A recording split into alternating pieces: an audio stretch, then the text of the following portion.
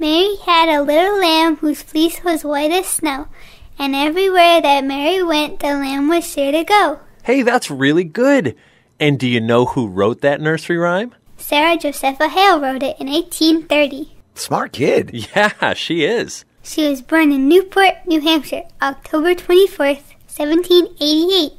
Wow. Well, is that why we're off to Newport today, Jeff? To look for Sarah Josepha Hale? Sort of. Hale didn't only write Mary Had a Little Lamb. She's also famous for something else. Well, what's that? She's considered the mother of Thanksgiving. Hi, I'm Jeff Belanger, and happy Thanksgiving, everybody. And I'm Ray Auger. Welcome to episode 119, the Thanksgiving Day special episode of the New England Legends podcast. Maybe you can listen to this episode with your family as you make your way over the river and through the woods to grandmother's house. Thank you guys for joining us on our mission to chronicle every single legend in New England. And we couldn't do that without the help of our Patreon patrons. If you'd like to become a bigger part of this movement, head over to patreon.com/New England Legends. And for as little as just $3 per month, you get early access to new episodes, plus bonus episodes that no one else gets to hear. And we are truly thankful to each and every one of our patrons. You guys really make this show happen, but there's still a lot of room to grow. All right, Jeff. So when I think of Thanksgiving, I think of pilgrims and Indians eating a big meal in Plymouth in 1621. Yeah, sure. But you're telling me Thanksgiving has a mother who was born here in Newport, New Hampshire in 1788? That's what I'm telling you. And I'm also telling you it might be time to rethink the whole pilgrims and Indians thing as well. So Sarah Josepha Hale is a national treasure, and not just for writing, which is arguably the most famous nursery rhyme of all time, Mary Had a Little Lamb, but for all the work she did over her whole lifetime. All right, so we looked her up. She had parents who raised her believing it's just as important to educate girls as boys. So she had more education than the average woman. She did. She married David Hale, and the couple had 5 children together. But sadly, David died after 9 years of marriage, which left Sarah a single mother looking after 5 kids. But if not for that struggle, we may not have had Mary Had a Little Lamb, or Thanksgiving for that matter. Because Sarah had to provide for her kids, she turned to writing and publishing. Her first book, Poems for Our Children, really put her on the map. So let's head back to the mid-1800s and set this up.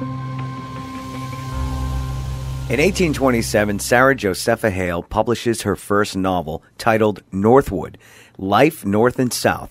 But in London, the book is retitled A New England Tale. It's in this book that Sarah Hale paints a picture of New England as a model for America for prosperity.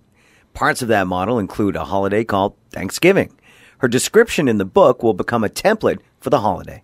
A long table, formed by placing 2 of the ordinary size together, was set forth in the parlor, which, being the best room and ornamented with the best furniture, was seldom used, except on important occasions.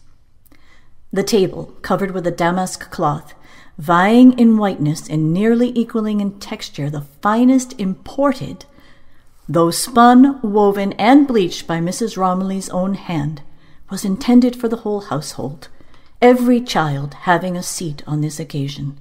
And the more the better, it being considered an honor for a man to sit down to his Thanksgiving dinner surrounded by a large family. The provision is always sufficient for a multitude, every farmer in the country being, at this season of the year, plentifully supplied, and every one proud of displaying his abundance and prosperity. The roasted turkey took precedence on this occasion, being placed at the head of the table, and well did it become its lordly station, sending forth the rich odor of its savory stuffing, and finely covered with the froth of the basting. At the foot of the board, a sirloin of beef, flanked on either side by a leg of pork and loin of mutton, seemed placed as a bastion to defend innumerable bowls of gravy and plates of vegetables disposed in the quarter. The middle of the table is graced, as it always is on such occasions, by that rich burgomaster of the provisions called a chicken pie. This pie, which is wholly formed of the choicest parts of fowls, enriched and seasoned with a profusion of butter and pepper, and covered with an excellent puff paste, is, like the celebrated pumpkin pie, an indispensable part of a good and true Yankee Thanksgiving. the size of the pie usually denoting the gratitude of the party who prepares the feast. Oh, my God, I'm hungry now. I hear you. How do you score an invitation to Hale House? Yeah, she seems like a good person to have in the old friend wheelhouse for sure. In 1837, Hale becomes editor of Ladies' Book magazine, and under her leadership, the magazine grows to one of the largest and most influential periodicals of her time. Sarah Hale is a big, powerful voice in the country. And she's also a big advocate for this holiday called Thanksgiving. At this point in time, there's only two national holidays: George Washington's birthday and Independence Day. So there's room for more. Way more room for more. In 1840, Hale begins her letter-writing campaign to make Thanksgiving a nationwide holiday. She lobbies congressmen. She writes letters to governors, naval admirals. She even writes letters to the President of the United States. She writes a letter to President Zachary Taylor. She writes a letter to Millard Fillmore suggesting Thanksgiving as a national holiday. She writes to President Franklin Pierce. And she writes to President James Buchanan. But all those letters and words fall on deaf ears for almost 20 years. But all that changes when she writes a letter on September 28, 1863, to President Abraham Lincoln. Sir, permit me, as editress of the Ladies' Book, to request a few minutes of your precious time while laying before you a subject of deep interest to myself and, as I trust even to the President of our Republic, of some importance. This subject is to have the day of our annual Thanksgiving made a national and fixed Union festival. You may have observed that, for some years past, there has been an increasing interest felt in our land to have the Thanksgiving held on the same day in all the states. It now needs national recognition and authoritative fixation only to become permanently an American custom and institution. The purpose of this letter is to entreat you, President Lincoln, to put forth your proclamation, appointing the last Thursday in November as the National Thanksgiving for all those classes of people who are under the national government particularly, and commencing this Union Thanksgiving to each state executive. Thus, by the noble example and action of the President of the United States, the permanency and unity of our great American festival of Thanksgiving would be forever secured. With profound respect, yours truly, Sarah Josepha Hale. President Lincoln receives Sarah Hale's letter and wholeheartedly agrees that the nation does need Thanksgiving. The country is still at war with itself. The Civil War is taking a heavy toll on every state. A day of gratitude is exactly what we need. On October 3rd, 1863, just days after receiving Hale's letter, President Lincoln issues a presidential proclamation declaring the last Thursday of each November to be Thanksgiving Day nationwide. The following month, November 26, 1863, is the first annually federally recognized Day of Thanks. And that brings us back to today. All right, Jeff, that's pretty awesome. But I noticed Sarah Hale and President Lincoln decided on the last Thursday of the month. Yeah, that's right. Why Thursday in the first place? So way back in 1789, President George Washington declared Thursday, November 26th, as a nationwide day of public prayer and thanksgiving. He was celebrating a new nation called the United States of America and a new federal constitution. But this was supposed to be more of a one-off thing. Right, but good ideas have a way of catching on. They do. So some states carried on the tradition, though they never had a single day they agreed upon. Some states held it as early as September, some held Thanksgiving in October, others November. I think Sarah Hale picked the last Thursday of November because back in 1863, that was November 26th, which was kind of a nod to President Washington's first Thanksgiving. And from there, it stuck. Some other Thanksgiving fun facts. The first Macy's Thanksgiving Day Parade was held in 1924, and the state of New York was the first state to make Thanksgiving a statewide holiday. One part about Thanksgiving that's never quite sat right with me, though, is the story of the Puritans and the Wampanoags in 1621.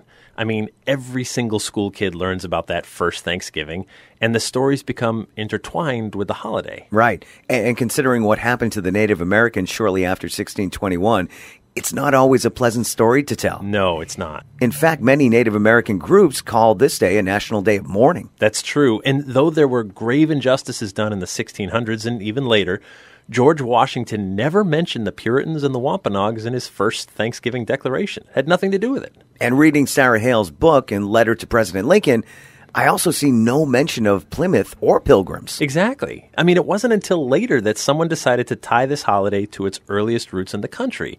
And that's, I guess, how they landed at Plymouth in 1621. I mean, it does seem a little silly because a feast celebrating the year's harvest appears in countless cultures around the world for thousands of years. Yeah, right. 1621 wasn't even close to the first Thanksgiving. So maybe if we can redefine this holiday back to what it was originally, a celebration of the harvest, a day of gratitude, thanks, and prayer, maybe we can find some joy in it again. Well, here's hoping. But it's also worth noting that Thanksgiving is no longer the last Thursday of November. It's now the fourth Thursday. That's right. Now, for the first 70 years of Thanksgiving, there was no problem. Then the 1930s rolled around, and another holiday was starting to blow up into something pretty big. Christmas? Christmas. Retailers complain that when November has 5 Thursdays, that's just not enough time for shopping between Thanksgiving and Christmas. And those complaints reached all the way up to President Franklin Delano Roosevelt, who agreed that what's good for the economy is good for America. There was some turmoil between 1939 and 1941 as different states celebrated Thanksgiving on different dates once again. But then, on December 26, 1941, Congress passed a bill declaring Thanksgiving will fall on the fourth Thursday of the month, and that's where it's sat ever since. And all of this began with a woman from Newport, New Hampshire, who knew a thing or two about setting out a feast for Thanksgiving. I'm just glad she chose turkey instead of a little lamb. That's so stupid. I love it. It's so dumb. Sorry, I couldn't resist. I get it, though. Hey, happy Thanksgiving, Ray. I'm grateful to spend some time with you each week and explore this wonderful and weird place we call New England. And to you, Jeff. Thank you. Happy Thanksgiving to all of our legendary listeners. We appreciate each and every one of you. We also appreciate it when you post a review of our show on iTunes and when you tell a friend or two about us. Help us build an even bigger and better community of legend seekers. And we're thankful to my daughter, Sophie Belanger, and also to Lorna Noguera for lending their voice acting talents this week. And our theme music is by John Judd. Hi, this is the Friedels from Welcome, North Carolina. Until next time, remember, The bazaar is closer than you think.